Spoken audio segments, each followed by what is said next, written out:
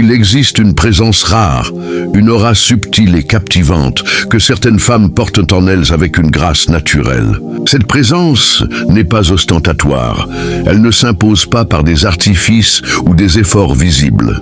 Elle est comme une lumière douce, presque imperceptible pour les regards distraits, mais absolument irrésistible pour ceux dont l'âme aspire à un amour qui dépasse les conventions superficielles, un amour qui touche l'essence même de l'être. Ce n'est pas une question de beauté physique, de statut social ou de comportement soigneusement calibré pour plaire. Non, cette présence est ancrée dans quelque chose de bien plus profond, une connexion ancienne, presque mystique, qui semble émaner des racines de l'âme. Ces femmes ne se conforment pas aux attentes extérieures, elles ne cherchent pas à se plier aux désirs d'autrui pour être validées. Elles avancent avec une détermination douce, mais inébranlable, vers leur propre vérité, vers une connaissance intime d'elles-mêmes. Et c'est précisément cette authenticité, cette quête intérieure, qui attire des liens d'une nature rare, des connexions qu'on ne peut décrire que comme profondément spirituelles, comme des rencontres entre âmes destinées à se transformer mutuellement.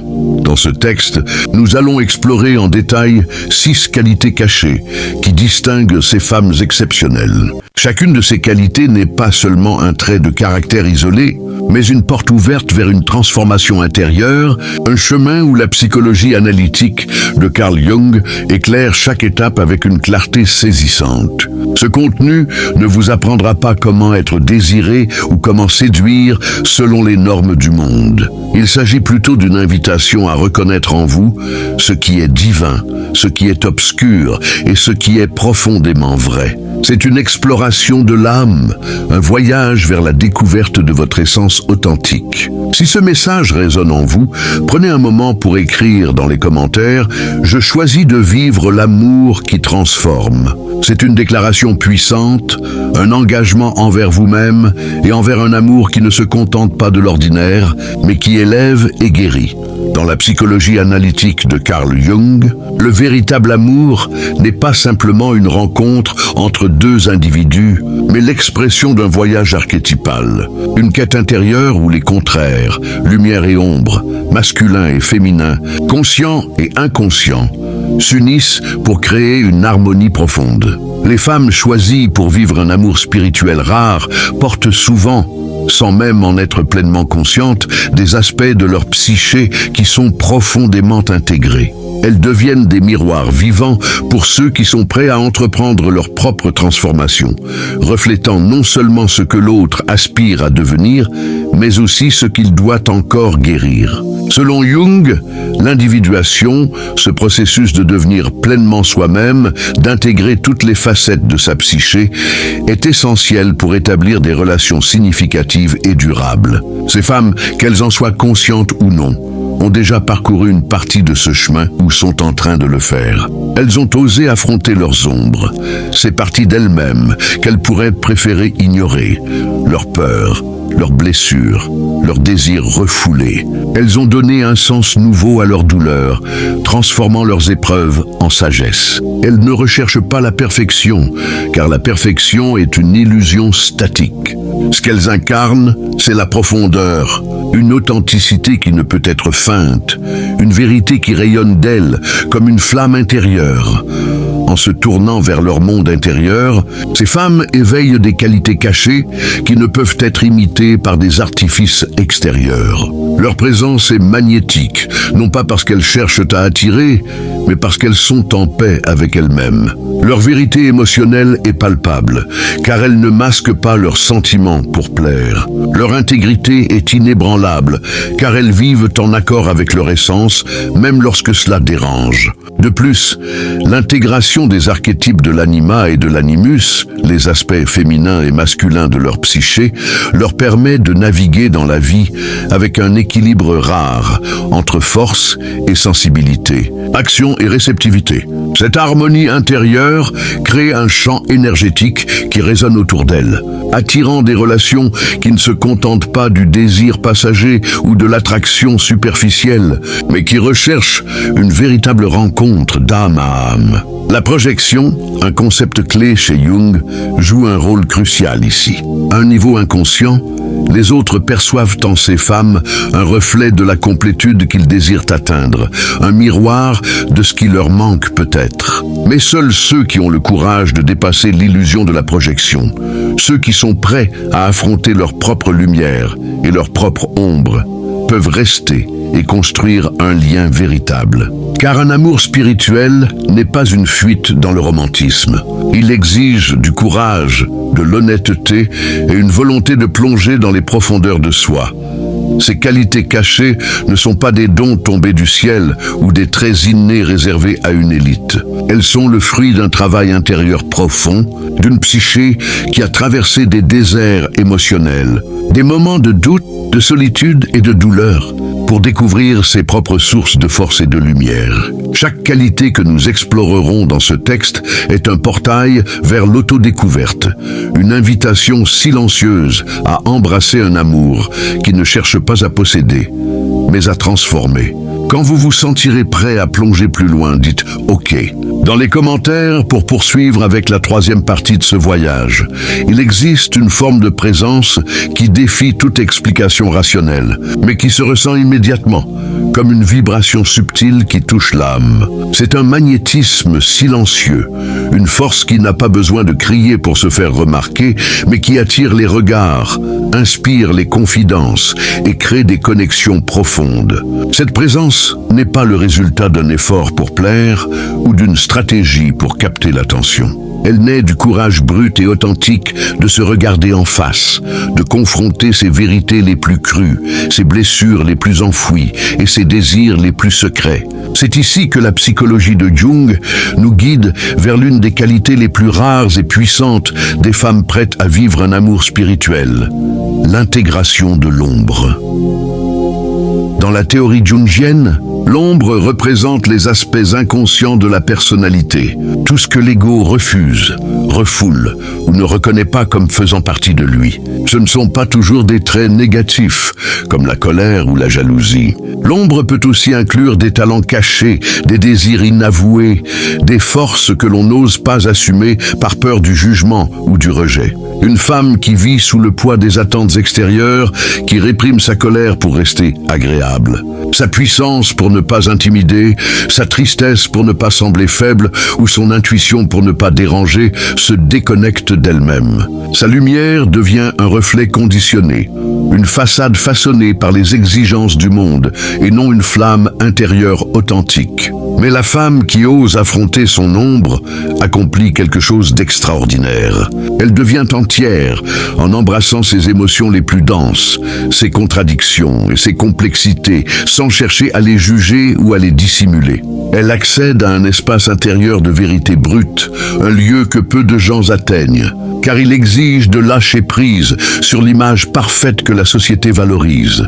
Cette femme n'a plus besoin de feindre pour être aimée, de séduire pour être vue, de rivaliser pour se sentir digne ou de cacher ses failles pour se protéger. Elle s'autorise à être pleinement humaine, avec ses forces et ses fragilités, ses éclats de lumière et ses zones d'obscurité. Et c'est précisément cette authenticité qui la rend divine aux yeux de ceux qui savent voir au-delà des apparences. Jung affirmait qu'il n'y a pas d'illumination sans confrontation avec l'obscurité. Cette confrontation demande un abandon total, une plongée dans les profondeurs de soi, où les masques tombent et où la vérité émerge. La femme qui intègre son ombre connaît la douleur, mais elle ne se laisse pas définir par elle. Elle a été rejetée, mais elle ne vit plus pour être acceptée à tout prix. Elle a ressenti la vulnérabilité, mais elle n'a plus peur de se montrer telle qu'elle est. Ce que certains appellent fragilité, elle le reconnaît comme un portail vers la transformation,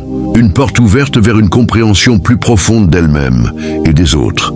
Cette profonde acceptation de soi lui confère une présence presque hypnotique, un charisme qui ne repose pas sur des mots ou des gestes calculés, mais sur l'énergie qu'elle dégage. Elle n'a pas besoin de parler beaucoup car son champ énergétique parle pour elle. Dans la pratique, cette femme ne cherche pas à réparer le monde extérieur pour se sentir en sécurité. Elle comprend que son rôle est de guérir son propre monde intérieur, de faire la paix avec ses ombres, de transformer ses blessures en sagesse. Ce faisant, elle transforme silencieusement les espaces qu'elle traverse, les relations qu'elle tisse et les cœurs qu'elle touche. Son authenticité désarme car elle n'est pas à vendre. Son regard est ferme car il ne quête pas l'approbation. Ses paroles sont vraies, même lorsqu'elles risquent de déplaire, car elles viennent d'un lieu d'intégrité. Pour beaucoup, cette authenticité est déstabilisante, car elle brise les illusions et les jeux sociaux. Mais pour quelques-uns, ceux qui cherchent une connexion réelle, elle est irrésistible. Les hommes qui ne recherchent qu'un féminin idéalisé, une image parfaite façonnée par les attentes culturelles, ne peuvent rester auprès d'une femme qui a intégré son ombre. Elle ne se plie pas au moule, ne se soumet pas aux manipulations et refuse d'être placée sur un piédestal pour satisfaire un ego. Mais pour celui qui avance lui-même sur le chemin de l'individuation, qui ose confronter ses propres ombres, elle devient un miroir, un portail, une invitation à la vérité. Son amour n'est pas possessif, car elle n'a pas besoin de l'autre pour se compléter. Il n'est pas indifférent, car elle ressent avec une intensité profonde. C'est un amour qui naît du centre de son être, un amour qui jaillit de la plénitude et non du manque. Et pour cette raison, il ne peut être vécu que par quelqu'un qui accepte, lui aussi, de se dépouiller de ses masques et de marcher dans sa propre vérité.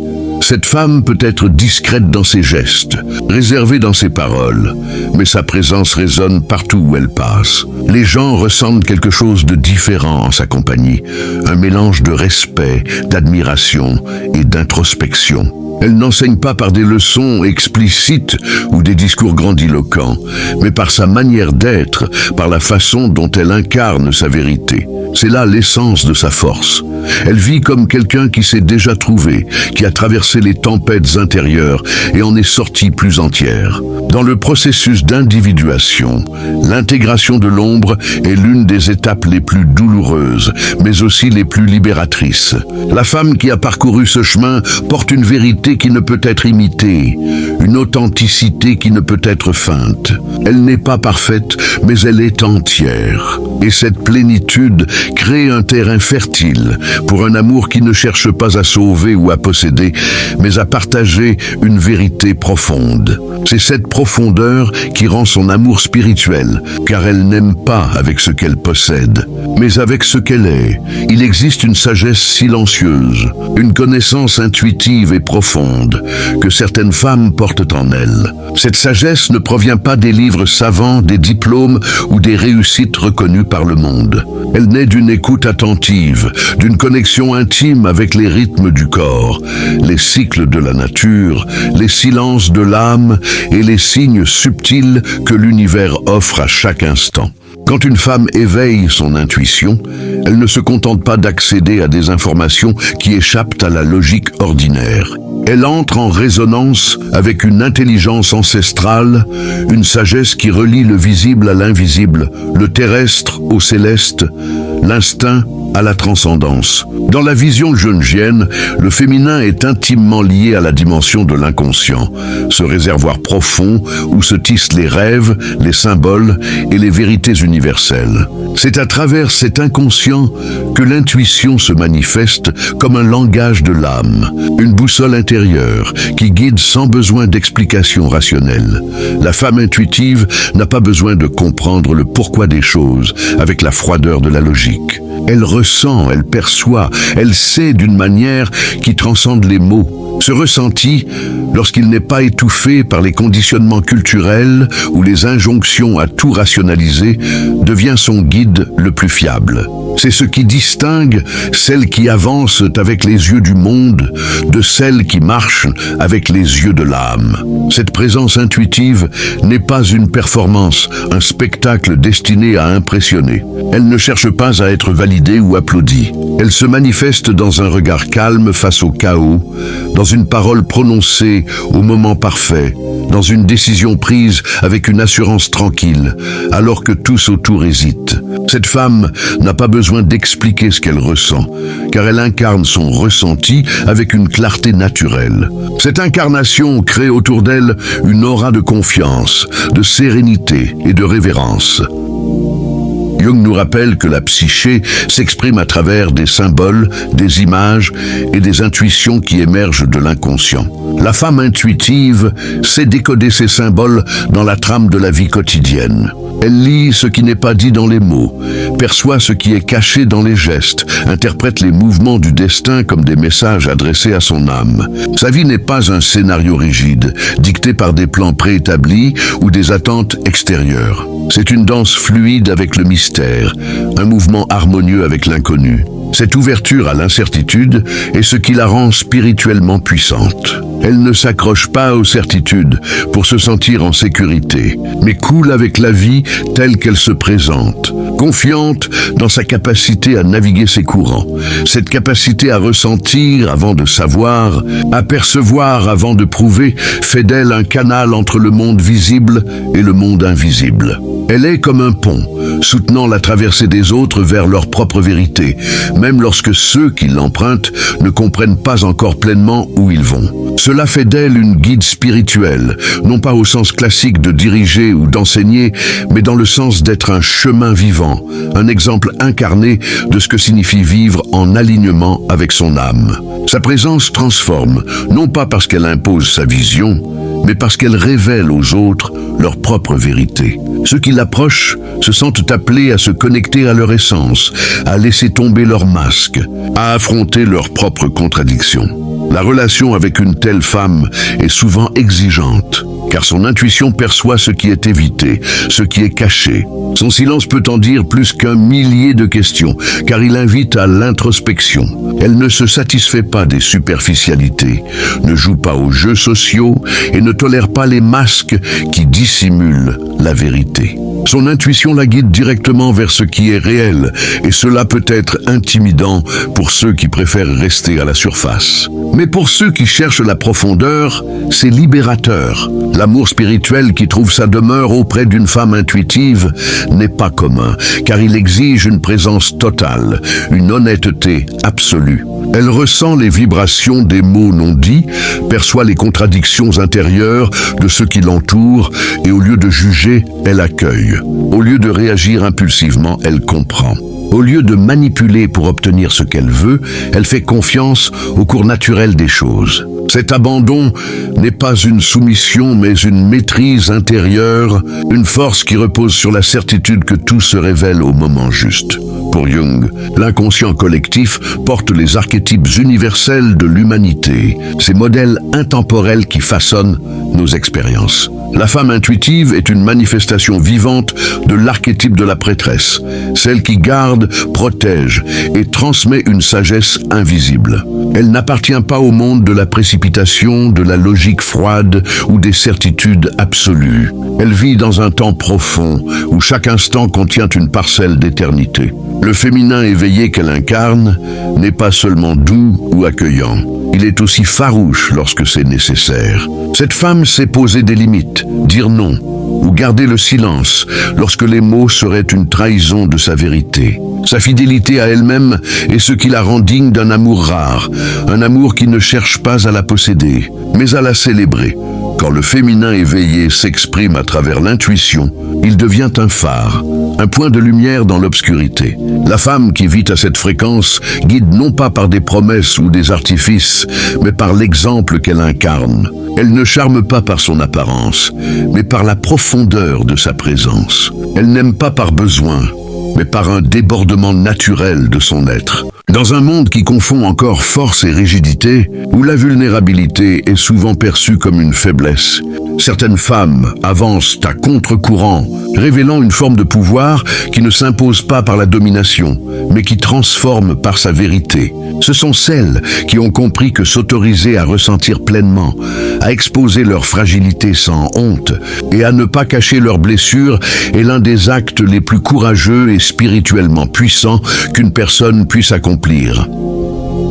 Pour Jung, plonger dans le monde intérieur est une étape incontournable de l'individuation, ce processus de devenir soi-même. La femme qui embrasse sa vulnérabilité devient une expression vivante de l'âme en mouvement, un être qui ne craint pas d'habiter l'espace de l'imperfection humaine. Cette vulnérabilité n'est pas une exposition gratuite ou une faiblesse déguisée en sincérité. C'est la capacité à être pleinement présente avec ce qu'elle ressent, sans le nier, sans le masquer, sans chercher à le manipuler pour plaire. C'est une acceptation radicale de l'idée que l'être humain est imparfait, inachevé et profondément émotionnel. Au lieu de cacher cette vérité pour paraître plus forte, la femme reliée à son âme choisit d'habiter cet espace avec dignité, avec une présence qui inspire confiance et respect.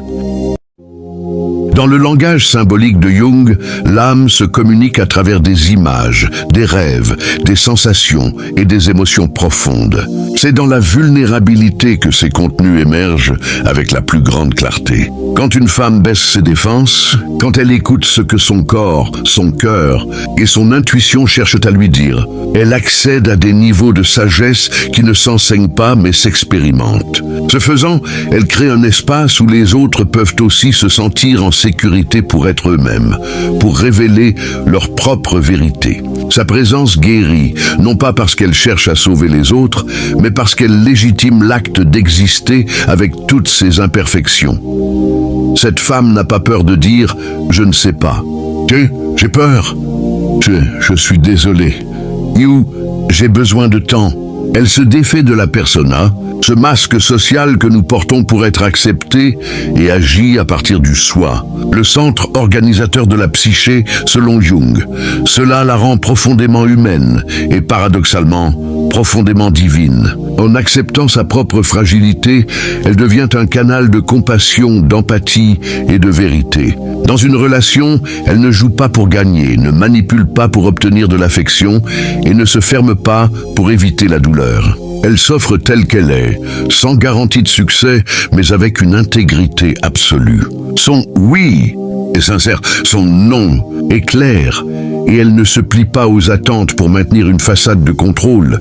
C'est précisément cette authenticité qui la rend digne d'un amour rare, un amour qui ne cherche pas l'illusion de la perfection, mais la beauté brute de la vérité. Jung nous enseigne que nous ne pouvons aimer l'autre qu'à la mesure où nous nous aimons nous-mêmes, et que cet amour véritable n'est possible que lorsque nous cessons de projeter nos désirs non résolus sur autrui. La femme vulnérable, dans ce sens, a déjà recueilli ses projections. Elle n'attend pas que l'autre la sauve, la complète ou la définisse. Elle s'autorise à ressentir, à se tromper, à recommencer, et ainsi, elle peut aimer sans emprisonner, sans chercher à posséder. Il est crucial de comprendre que cette vulnérabilité n'est pas une passivité ou une faiblesse. Au contraire, elle demande une force immense pour ne pas se cacher derrière des masques, une maturité profonde pour rester ouverte même après avoir été blessée. Cette femme connaît la douleur de l'abandon, du rejet, de l'incompréhension, mais elle refuse de laisser ses expériences l'endurcir. Au lieu de se transformer en pierre, elle transforme chaque douleur en un chemin, chaque chute en une leçon. Cette alchimie silencieuse est perçue par ceux qui savent ressentir au-delà de l'évidence. Ceux qui s'approchent d'elle perçoivent une différence. Il n'y a pas de barrières artificielles, mais pas non plus de permissivité inconsciente. Sa vulnérabilité n'est pas une porte grande ouverte à tous, mais une invitation subtile, un appel pour que l'autre se désarme, pour que la rencontre ait lieu entre âmes et non entre masques. Dans cet espace, un type d'amour naît, un amour qui n'a pas besoin d'être expliqué, car il se vit. Dans le processus d'individuation, le véritable pouvoir réside non pas dans le contrôle des émotions, mais dans la permission de ressentir tout ce qui doit l'être sans s'y perdre. La femme qui comprend cela devient un miroir pour ceux qui résistent encore à leur propre douleur. Elle est un phare, non pas parce qu'elle brille avec une intensité aveuglante, mais parce qu'elle ne cache pas sa lumière au nom des conventions. Sa vulnérabilité est une force, car elle la porte avec dignité, et cela la rend capable non seulement de vivre, mais d'inspirer un amour qui guérit, transforme et transcende. Au cœur de la psychologie analytique de Carl Jung se trouve un principe fondamental. Tous les êtres humains portent en eux des aspects du masculin et du féminin. Jung nomme l'animus, l'archétype du masculin présent dans la psyché féminine. Cet animus représente la raison, l'action, la structure, la logique et la force orientée vers un but. Lorsqu'il reste inconscient, il peut se manifester de manière déformée, entraînant rigidité, agressivité, autoritarisme ou une quête incessante de contrôle. Mais lorsqu'il est intégré, l'animus devient une des forces intérieures les plus puissantes d'une femme, une source de clarté et de souveraineté. C'est cette intégration qui révèle une des qualités les plus cachées et fascinantes des femmes prêtes à vivre un amour spirituel rare. La femme qui marche avec un masculin guéri en elle ne dépend pas d'une force extérieure pour se sentir en sécurité ou validée. Elle a reconnu en elle-même la capacité de prendre des décisions fermes, de poser des limites claires, de tracer des chemins avec détermination et de se positionner dans le monde avec une assurance tranquille. Cette femme n'attend pas qu'on la guide ou qu'on la protège comme une enfant. Elle sait marcher seule, et lorsqu'elle choisit de se laisser guider, ce n'est pas par soumission, mais par un choix conscient, une décision mûre qui reflète sa liberté intérieure. Cette distinction change tout. Elle ne remet pas son pouvoir à l'autre pour être protégée. Elle partage son centre avec quelqu'un qui a également trouvé le sien. L'animus intégré permet à cette femme d'unir sensibilité et assertivité, intuition et discernement, réceptivité et action. Elle ne se perd pas dans la passivité d'un féminin déformé, ni ne se durcit dans la rigidité d'un masculin inconscient. Elle trouve un équilibre, une harmonie intérieure qui se reflète dans ses relations.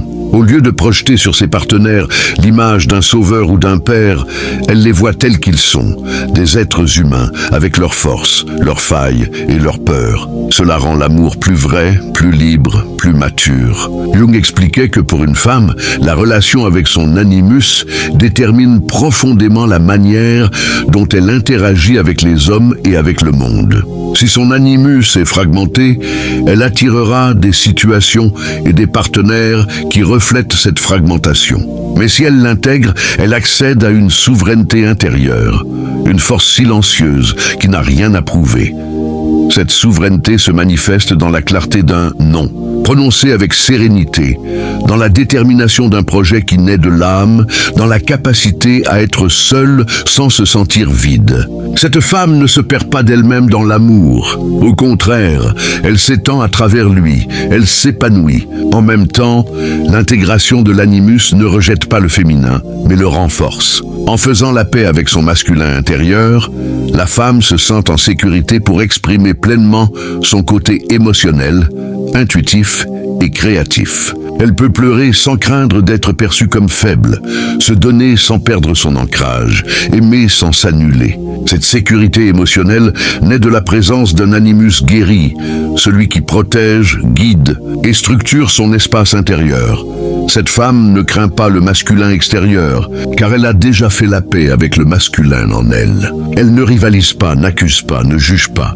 Elle coopère, reconnaît et inspire. Ces relations ne sont pas des champs de bataille pour le pouvoir, mais des terrains fertiles pour une croissance mutuelle. Elle voit l'homme comme un partenaire, non comme un adversaire, et cela est profondément transformateur pour les deux.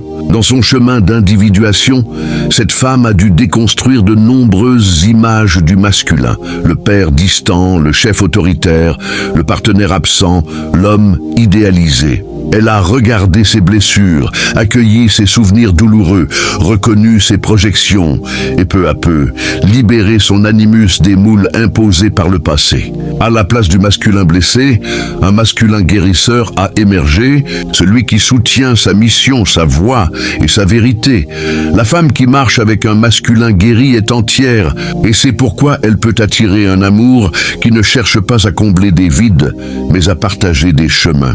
Cet amour ne repose pas sur le besoin, mais sur la présence. Il ne dépend pas de l'autre pour exister, mais se renouvelle dans une rencontre véritable. Ce type d'amour n'est possible que lorsque les deux partenaires avancent avec leurs aspects intérieurs intégrés. Pour la femme, l'intégration de l'animus est la base d'un amour vécu avec liberté, fermeté et profondeur. Elle n'a pas besoin de quelqu'un pour la sauver, car elle s'est déjà sauvée. Et pour cette raison, elle peut aimer non pas à partir d'un manque, mais d'une complétude rayonnante. Cette femme ne cherche pas une relation comme une échappatoire, mais comme un miroir, un espace où deux âmes se rencontrent dans leur vérité.